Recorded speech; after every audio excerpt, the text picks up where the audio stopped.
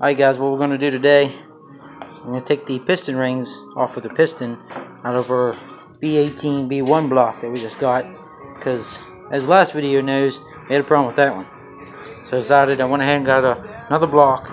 We'll go ahead and rebuild it, put new rings in it, new bearings, new rod bolts, everything. All ARP, new gaskets, all the good shit. I'm going to clean it all up. I'll show you guys how I clean it. But right now what we're going to do, like I said, we're going to go ahead and take the piston rings off. And we're actually going to leave this attached, because everything's going to be replaced as far as bearings and stuff in there. But we're going to leave this attached and we're going to clean it. Try to get as much gunk off of it as we can. And we'll go from there. But try to do my best of videotaping this with one hand. It's kind of hard to do.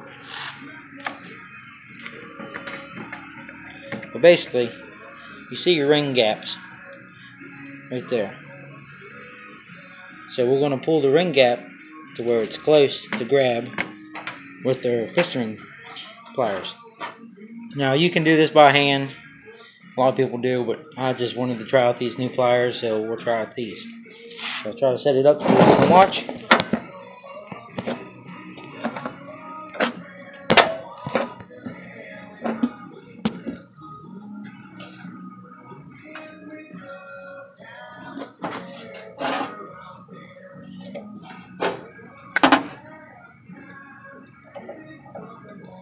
There it is, just like that.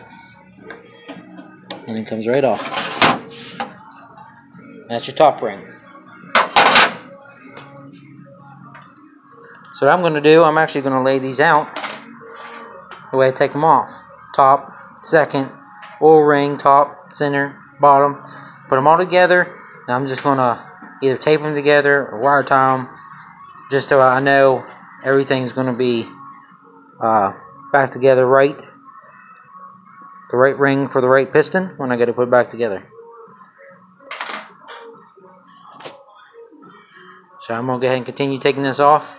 If I run into a situation that I feel like you guys need to know, I'll go ahead and start recording again. But pretty much it's all just like that.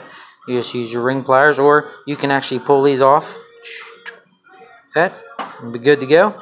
But you do take a risk of bending the ring. And I don't want to take that risk, so we'll get back to you here in just a second. Alright, so here we have, I got all the rings off. This is how I did it. Just put it to where top to bottom. You see your first ring, your second ring, and your 3 oil rings. And I idiot proofed it. Just put a T at the top. They're actually not too hard to figure out if you don't have it in order, but I just wanted to not have to worry about hassling and figuring it out. I can just literally pick this up, gap them the way I need to gap them, put them on the piston, and be good to go. So now that I got the rings off, what I'm actually going to do is start to clean these off. Now this is the only one I did. I actually have the rest of them over here that I still have to disassemble, which I'm going to take it one at a time, just to show you guys the process, and then I'll do the rest of it off screen. But what we're going to do is actually have a tote. I'm going to fill up with warm water, and in that warm water I'm going to use some CLR, and it's for your house, but it works really well on carving. So I'm going to go ahead and fill that up, and I got some toothbrush, a couple of toothbrushes, and I'm going to get inside here with some toothbrushes, let it soak for a little bit and get it all nice and clean, and go from there. Okay guys, here's the after. It's not 100% clean, but it's a lot better. Looks like all my galleys from my piston rings look pretty damn clean. Try to get this out for my valves, make them as clean as possible.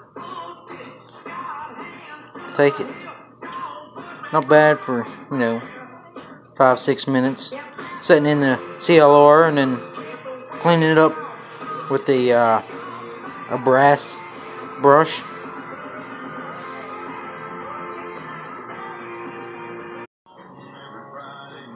Alright, now we got the crank taken out. All the bearings are out. Crank's over there. Remains sealed. My next step, I'm going to go ahead and clean out all this old burn up oil and grease and get it looking pretty good and make sure everything's alright for the new bearings.